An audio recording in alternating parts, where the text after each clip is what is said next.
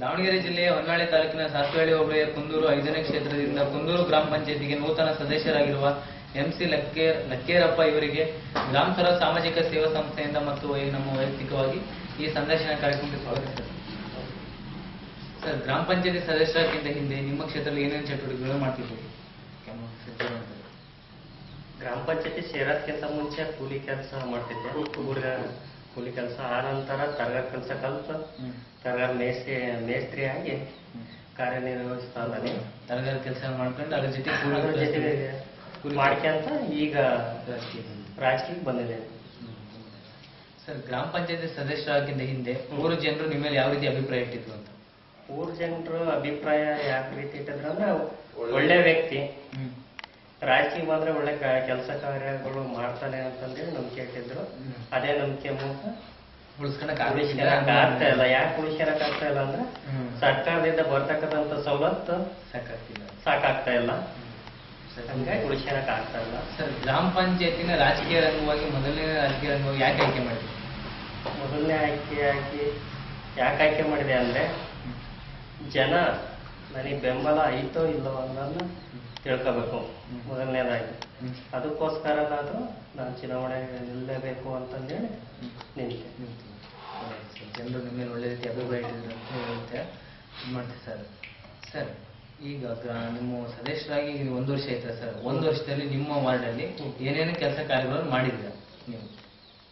ಕೆಲಸ ಕಾರ್ಯಗಳು ಏನೇನು ಮಾಡಿದ್ರೆ ಅಲ್ಪ ಸ್ವಲ್ಪ ಪ್ಯಾಚ್ ವರ್ಕ್ಗಳು, ನೆಲ್ಲಿ ಪ್ಯಾಚ್ ವರ್ಕ್, CC ರೋಡ್ ಮಾಡಕ್ ಆಗಿಲ್ಲ, ಬೀದಿ ದೀಪಗಳು ಆಗ್ತಾ ಇದೀವಿ.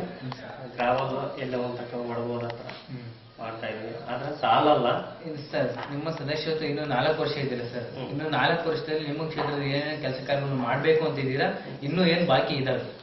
ಬಾಕಿ ಒಳಚರಂಡಿ ಇದಾವೆ, CC ರೋಡ್ ಇದಾವೆ, ಬೇರೆ ಕೆಲಸಗಳು ನೋಡ್ಬೇಕು.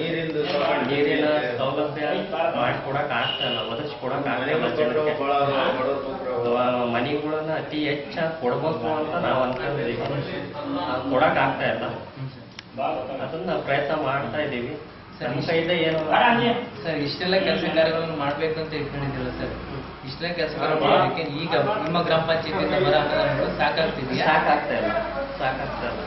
ಇನ್ನು ಹೆಚ್ಚಿನದಾಗಿ ಹೆಚ್ಚಿನ ಅನುದಾನ ಬರಬೇಕು, ಬೇಕು ಅಂತ ಹೇಳಬೇಕು. ಮತ್ತೆ ಸರ್, ಕೆಲಸಕ್ಕೆ ತಕ್ಕಂಗೆ ವೇತನ ಅಂತ ಇರುತ್ತೆ. ಗ್ರಾಮ ಪಂಚಾಯತಿಯಿಂದ ಗೌರವ ವೇತನ ಕೊಡ್ತಿದ್ದಾರೆ. ಗೌರವ ವೇತನ ನಿಮ್ಗೆ ತೃಪ್ತಿ ತಂದಿದೆಯಾ ಸರ್? ಅದು ತೃಪ್ತಿ ತರಕ್ ಆಗಿಲ್ಲ. ಗೌರವಧನ ಕೊಡ್ತಾ ಇದಾರಲ್ಲ, ತೃಪ್ತಿ ತರಕ್ ಆಗ್ತಾ ಇಲ್ಲ. ಪಂಚಾಯತಿಗೆ ನಾವು 2 ಟೈಮ್ 3 ಟೈಮ್ ಹೋದ್ವಿ ಅಂದ್ರೆ ಅಲ್ಲಿ ಯಾರೋ ಬಂದ್ರು ಪರ್ಚೇಸ್ರು, ಅವ್ರಿಗೆ ಟೀ ತರ್ಸಿವ ಇಲ್ಲ ಬಿಸ್ಕೆಟ್ ತರ್ಸಿವ ಅಂದ್ರೆ ಅದರಲ್ಲೇ ನಮ್ಮ ಹೋಗ್ಬಿಡುತ್ತು. ನನಗೆ ಗೌರವಧನ ಏನು ಕೊಡ್ತಾ ಇದಾರಲ್ಲ, ನಮ್ ಖರ್ಚ ವೆಚ್ಚಿಗಾರ ಆಗ್ಬೇಕು. ಖರ್ಚ ವೆಚ್ಚಿಗಾರ ಆಗ್ಬೇಕಂದ್ರೆ ಮಿನಿಮಮ್ ಒಂದು 5,000 ರೂಪಾಯಿ ಆದ್ರೂ ಕೊಡ್ಬೇಕು. ಗೌರವ ವೇತನ ನಿಮಗೆ 500 ರೂಪಾಯಿ ಯಾವುದಕ್ಕೂ ಆಗ್ತಿಲ್ಲ. ಇನ್ನು ಹೆಚ್ಚಿನದಾಗಿ ಇನ್ನು ಹೆಚ್ಚಿನದಾಗಿ ನಮಗೆ ಗೌರವ ವೇತನ ಕೇರಳ ಮಾದರಿಯಲ್ಲಿ ಕೊಟ್ಟರೆ ಭ್ರಷ್ಟಾಚಾರ ತಡೆಗಟ್ಟಬಹುದು ಅಂತ ಹೇಳ್ತಿದ್ದಾರೆ ಸರ್. ಸರ್, ಕೇರಳ ಮಾದರಿ ನಿಮಗೆ ಹೇಳಿದ್ವಿ ನಿಮಗೆ ಕೇರಳ ಮಾದರಿ ಈ ರೀತಿ ಇದೆ ಅಂತ. ಕೇರಳ ಮಾದರಿ ನಮ್ಮ ಕರ್ನಾಟಕಕ್ಕೆ ನಮ್ಮ ಗ್ರಾಮ ಪಂಚಾಯತಿ ಬಂದಾಗ ನಾವು ಯಾವ ರೀತಿ ಆಡಳಿತ ಮಾಡ್ಬೋದು, ನಮ್ಮ ಕ್ಷೇತ್ರನ ಯಾವ ರೀತಿ ಅಭಿವೃದ್ಧಿಗೊಳಿಸಬಹುದು? ನಮ್ಮ ಕ್ಷೇತ್ರನ ಅತಿ ಹೆಚ್ಚು ಅಭಿವೃದ್ಧಿ ಮಾಡ್ಬೋದು. ಕೇರಳ ಮಾದರಿ ಏನ್ ಕೊಡ್ತಾ ಇದಾರಲ್ಲ ಅದನ್ನ ಕೊಟ್ರೆ ನಾವು ಅತಿ ಹೆಚ್ಚು ಕೆಲಸ ಮಾಡ್ಬೋದು, ಜನರಲ್ಲಿ ನಂಬಿಕೆ ತರ್ಬೋದು. ಆ ಕೆಲಸ ಕಾರ್ಯಗಳು ಮಾಡ್ಬೇಕಂದ್ರೆ ಆ ರೀತಿ ಆಗ್ಬೇಕು. ನಮ್ಮ ಕರ್ನಾಟಕನೂ ಆ ರೀತಿ ಆಗ್ಬೇಕು. ಒಟ್ಟು ನಮ್ಮ ಕೇರಳ ಮಾದರಿ ಬಂದಾಗ ನಮ್ಮ ಕರ್ನಾಟಕ ಒಂದು ಮಾದರಿ ರಾಜ್ಯ ಮಾಡ್ಬೋದು, ಜನರಿಗೆ ಮೂಲಭೂತ ಒದಗಿಸ್ಕೊಡ್ಬೋದು, ನಮ್ಮ ಕ್ಷೇತ್ರನ ಒಳ್ಳೆ ರೀತಿ ಅಭಿವೃದ್ಧಿ ಮಾಡ್ಬೋದು ಅಂತ ಹೇಳ್ತೀರಿ ಸರ್ ನೀವು? ಮಾಡ್ತಾ ಇದ್ದೀವಿ ಸರ್. ಗ್ರಾಮ ಸ್ವರಾಜ್ ಸಾಮಾಜಿಕ ಸೇವಾ ಸಂಸ್ಥೆಯಿಂದ ಈ ಸಂಸ್ಥೆ ಸರ್ ಜಿಲ್ಲಾ ಮಟ್ಟ ಸಮಾವೇಶ, ರಾಜ್ಯ ಮಟ್ಟ ಸಮಾವೇಶ, ತಾಲೂಕು ಮಟ್ಟ ಸಮಾವೇಶಗಳು ಮಾಡಿ ಒಬ್ಬ ಸದಸ್ಯರ ಆಗುವಗಳ ಬಗ್ಗೆ ಎಲ್ಲ ಕುಂದುಕೊರತೆಗಳನ್ನು ಆಲಿಸಿ ಎಲ್ಲ ಸದಸ್ಯರನ್ನು ಒಟ್ಟುಗೂಡಿಸಿ ಸಂಘಟನಾ ಕಾರ್ಯಕ್ರಮವನ್ನು ಮಾಡ್ತೀವಿ ಸರ್. ಈ ಸಂಘಟನಾ ಕಾರ್ಯಕ್ರಮಕ್ಕೆ ನೀವು ನಮ್ಮ ಜೊತೆ ಯಾವ ರೀತಿ ಸ್ಪಂದಿಸ್ತೀರಾ? ನೀವು ಯಾವಾಗ ನೀವು ಬರ್ರಿ ಅಂತೀರಾ ಸಂಘಟನೆ ಮಾಡಕ್ಕೋಸ್ಕರ, ಯಾವತ್ತು ನನ್ನ ಕೆಲಸ ಕಾರ್ಯ ಏನೇ ಇದ್ರು ಕೂಡ ಬಿಟ್ಟು ಬಂದು ನಿಮ್ಮ ಪರವಾಗಿ ಹೋರಾಟ ಮಾಡ್ತೀನಿ. ನಿಮ್ಮ ಪರವಾಗಿ ಅನ್ನೋದಕ್ಕಿಂತ ನಮ್ಮ ಪರವಾಗಿ ಹೋರಾಟ ಅತಿ ಹೆಚ್ಚು ಮಾಡ್ತೀನಿ.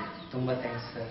ಸರ್ ಗ್ರಾಮ ಸರ ಸಾಮಾಜಿಕ ಸೇವಾ ಸಂಘ ಒಬ್ಬ ಸದಸ್ಯರು ಇಂಥ ಊರಲ್ಲಿದ್ದಾರೆ ಅಂತ ಗುರುತು ಮಾಡಿ ಆ ಸದಸ್ಯನ ಕುಂದುಕೊರತೆಗಳನ್ನು ಆಲಿಸಿ 10 ನಿಮಿಷಗಳ ಸಂದರ್ಶನ ರಾಜ್ಯಾದ್ಯಂತ ಪರಿಚಯ ಮಾಡಿಸ್ತಾರೆ ಅಂತರ್ಜಾಲದ ಮುಖಾಂತರ. ಈ ಸಂಸ್ಥೆ ಬಗ್ಗೆ ನೀವೇನ್ ಹೇಳ್ತೀರಾ? ಸಂಸ್ಥೆ ಬಗ್ಗೆ ಏನ್ ಹೇಳ್ತೀನಿ ಸರಿ ಗೊತ್ತಾಗಲಿಲ್ಲ. ಈ ಸಂಸ್ಥೆ ಒಳ್ಳೇದು ಅಂತಿರೋ ಏನ್ ಈ ತರ ಬಂದಿದ್ದು ಒಳ್ಳೇದಾಗಿದೆ ಅಂತ ಹೇಳೋ ಇಲ್ಲ ಕೆಟ್ಟದು ಅಂತ ಹೇಳ್ತೀರಾ ಅಂತ?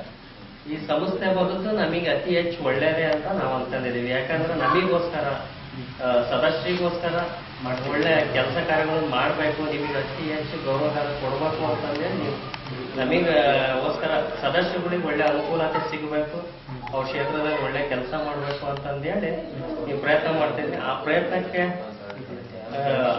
ಒಳ್ಳೆ ಪ್ರಯತ್ನಕ್ಕೆ ಫಲ ಸಿಗ್ಲಿ ಅಂತಂದೇಳಿ ನಾನು ಹೇಳಕ್ ಇಷ್ಟಪಡ್ತೇನೆ. ತುಂಬಾ ಥ್ಯಾಂಕ್ಸ್ ಸರ್. ಇಲ್ಲಿವರೆಗೆ ತಮ್ಮ ಅತ್ತೊಂಬೆಲ ಸಮಯ ನಮ್ಮೊಂದಿಗೆ ಕಳೆದಕ್ಕೆ ಗ್ರಾಮ ಸರ ಸಾಮಾಜಿಕ ಸೇವಾ ಸಂಸ್ಥೆಯಿಂದ ಮತ್ತು ನಮ್ಮ ವೈಯಕ್ತಿಕವಾಗಿ ಅಭಿನಂದನೆಗಳನ್ನು ಹೇಳುತ್ತೆ. ಈ ಅಭಿನಂದನಾ ಪತ್ರವನ್ನು ಸ್ವೀಕರಿಸುತ್ತೇವೆ.